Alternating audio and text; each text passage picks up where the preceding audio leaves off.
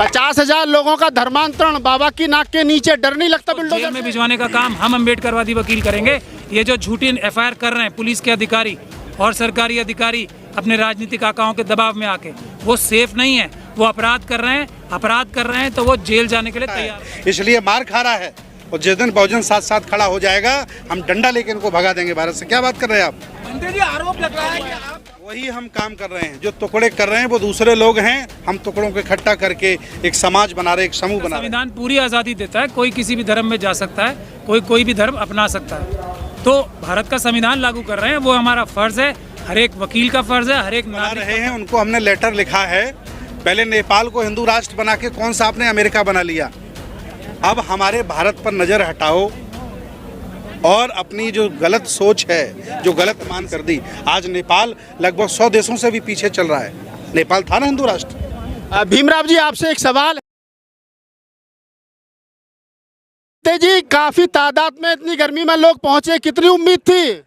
उम्मीद थी उससे ज़्यादा लोग आए हैं, हज़ारों लोग आए हैं, गिना तो हमने नहीं है, लेकिन उम्मीद है कि लगभग 40-50 हज़ार लोग रहे होंगे कार्यक्रम में, ये मुझे उम्मीद है। 50,000 लोगों का धर्मांतरण बाबा की नाक के नीचे, डर नहीं लगता बुलडोजर से? देखिए, जब तक भारत में संविधान लागू है, लोकतंत्र भारत है, तो भंते सुमित्रतन किसी से डरने वाला नहीं है। और हमें डर लगेगा तो ये वकील साहब क्या करेंगे सुप्रीम कोर्ट में बैठ करके? ये संविधान सुप्रीम कोर्ट तक तो पहुंचने नहीं देंगे, रोड पे काम खत्म हो जाएगा ना। ऐसे नहीं कर सकते। ये देश बहुजनों का है, हर तीसरा मकान बहुजनों का है, हर तीसरा आदमी है बहुजन है। बहुजन जातियों में बटा है, गुटों में बटा है, संगठनों में बटा है, इसलिए मार खा रहा है। और जिस दिन बहुजन साथ साथ खड़ा हो जाएगा हम डंडा लेके इनको भगा देंगे भारत से। क्या बात कर रहे हैं आप? मंत्री जी, आरोप लग रहा है कि आप धर्म परिवर्तन करा रहे हैं। हम धर्म परिवर्तन नहीं करा रहे हैं, हम घर वापसी करा रहे हैं। और जो घर वापसी करने के लिए तैयार है वो हमारे साथ आ जाए। आपको नहीं लगता आप मोदी जी के और योगी जी के हिंदू राष्ट्र के बीच में रोड़ा पैदा कर रहे हैं? मोदी जी, योगी जी उनका एक वक्त है। भगवान बुद्ध ने कहा अनिच्छा बत संखारा उपाद वे धम्मिनो उपजित्वा निरुजंती तेसंग भूप समो सुखो। हर चीज़ का वक्त होता है, उनका उठने का वक्त चला गया, अब गिरने का वक्त आएगा और आगे चल के बहुजनों की सरकार बनेगी और देश में शोषित यहाँ का हुक्मरान बनेगा। नहीं, शोषित हुक्मरान बनेगा आप कह रहे हो, लेकिन अभी तो एकाकी नहीं है। 85% जिस बहुजन समाज की आप बात कर रहे हैं वही हजारों टुकड़ों में बटा हुआ है। वही हम काम कर रहे हैं, जो टुकड़े कर रहे हैं वो दूसरे लोग हैं। हम टुकड़ों को इकट्ठा करके एक समाज बना रहे, एक समूह बना रहे हैं। क्या निकट भविष्य में सुमित्रतन जी कोई राजनीतिक पार्टी भी बनाएंगे?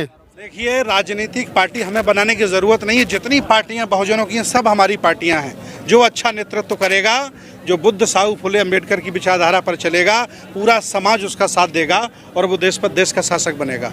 वकील साहब, आपसे सवाल, आप सुप्रीम कोर्ट के सीनियर लॉयर हैं, क्या वर्तमान में आपको लग रहा है कि भावी संविधान जिंदा है थोड़ा बहुत, या सब काम खत्म हो लिया? संविधान जिंदा है और जिंदा रहेगा। और मनुस्मृति कभी लागू नहीं होगी। मनुस्मृति लागू नहीं होगी तो मनुवाद भी खत्म होगा, अम्बेडकरवाद ही रहेगा देश में और कुछ नहीं रहेगा। इस प्रकार से घर वापसी का नाम दे करके या बौद्ध की दीक्षा दे करके और लोगों को जगह जगह इकट्ठा करके अभी आपने घोषणा कर दी कि अब दिल्ली में लाखों लोग करेंगे, बनारस में करेंगे, चाहते क्या हो आप लोग? भारत का संविधान लागू करना चाहते हैं। भारत का संविधान पूरी आज़ादी देता है, कोई किसी भी धर्म में जा सकता है, कोई भी धर्म अपना सकता है। तो भारत का संविधान लागू कर रहे हैं, वो हमारा फ़र्ज़ है, हर एक वकील का फ़र्ज़ है, हर एक नागरिक का फ़र्ज़ है कि भारत का संविधान पूरी तरह से लागू हो। इसीलिए सभी को आज़ादी है।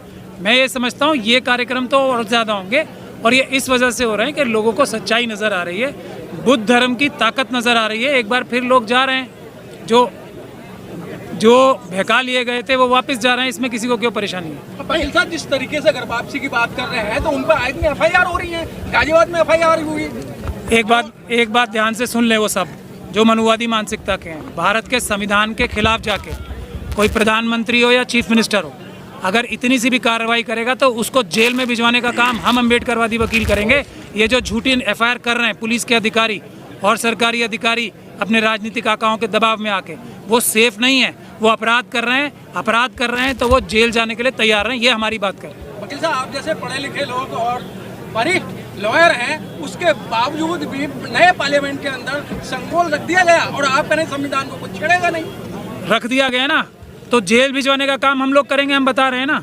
हम भी तो, हमारी बात भी सुनिए, टाइम लगता है। संविधान के रास्ते पे थोड़ा लंबा टाइम होता है। पीसफुल रास्ता और संविधान का रास्ता, बाबा साहब का रास्ता थोड़ा सा लंबा होता है, लेकिन होता वही है जो संविधान कहेगा। ये सब लोग जो आज संविधान तोड़ के ये सब हिंदू राष्ट्र बनाने की बात कर रहे हैं, वो जेलों में आपको मिलेंगे, लंबे समय के लिए जेलों में मिलेंगे, ऐसा हम वादा कर रहे हैं आपसे। बंदे सुमित्रन जी, मेरा एक सवाल है, जिस तरीके से आरएसएस के साथ में 40,000 से ज्यादा संगठन मिलकर काम कर रहे हैं, क्या आपके पीछे भी कोई ऐसी शक्ति लगी हुई है जो आप बार बार निरंतर जो है नई नई जगह पे जो है धर्मांतरण करा रहे हैं?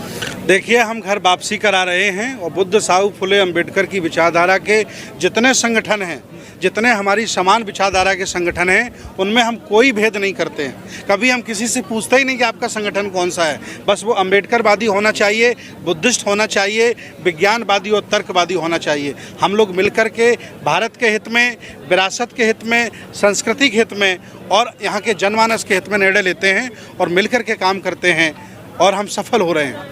जी, एक तरफ तो जो दूसरी ताकतें हैं वो भारत को हिंदू राष्ट्र बनाने में लगी हैं, आप इसको बुद्ध में भारत करने के लिए लगे हो, तो ये आपको नहीं लग रहा टकराव की स्थिति पैदा हो रही है भारत में? हिंदू राष्ट्र बना रहे हैं, उनको हमने लेटर लिखा है।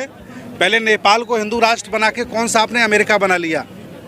अब हमारे भारत पर नज़र हटाओ और अपनी जो गलत सोच है, जो गलत मानसिकता है, जो छुआछूत, जातिवाद और ऊंच नीच से भरी पड़ी है, लेकर के कहीं दूसरी जगह जाओ। मेरे भारत को मत छेड़ो। आपने हिंदू राष्ट्र नेपाल को बना करके क्या नेपाल की तरक्की कर दी? आज नेपाल लगभग 100 देशों से भी पीछे चल रहा है। नेपाल था ना हिंदू राष्ट्र। भीमराव जी, आपसे एक सवाल है, आप महाराष्ट्र से चल करके आए हैं, बाबा साहब का बिलड है, आपको नहीं लगता कि आपको महाराष्ट्र में काम करने की जरूरत है? उत्तर प्रदेश में तो ऑलरेडी बहुत सारे लोग काम कर रहे हैं। मेरी जो संस्था है, जो बाबा साहब ने निकाली हुई बुद्धिस्ट सोसाइटी ऑफ इंडिया, वो पूरे देश भर में काम कर रही है। हम महाराष्ट्र में सीमित नहीं हैं, हम साउथ में जाते हैं, नॉर्थ में जाते हैं। बुद्धिस्ट सोसाइटी ऑफ इंडिया इस उत्तर प्रदेश में भी बहुत बढ़िया काम कर रही है। नहीं, आप कह रहे हैं कि बढ़िया काम करें, लेकिन महाराष्ट्र के लोग, जो महाराष्ट्र में फूले अम्बेडकरी विचारधारा की जो राजनीति है वो कई टुकड़ों में बैठ गई और बहुत बैकफुट पे चली गई है। मैं ये नहीं मानता भाई, राजनीति में जितनी सफलता मिल गई उतना समाज आगे आ गया। मैं इस पर निर्भर करता हूँ भाई, समाज में शिक्षा के प्रमाण कितने हैं। मैं इस पर निर्भर करता हूँ भाई, हमारे अधिकारी कितने हैं, आईएएस अधिकारी कितने हैं। 2-4 आमदार चुन के आने से कोई राजनीति और कोई समाज आगे नहीं जाता। ये प्रमाण जो है वो गलत है, ऐसा मैं बताना चाहता हूँ। निजी अरे एक सेकंड यार, संगठन बनाए थे वो अधिकतर सारे संगठन टूट गए हैं और संगठन टूटे ही नहीं, काफी हजार तादाद के अंदर उनका दूसरे संगठनों में विलय हो चुका है।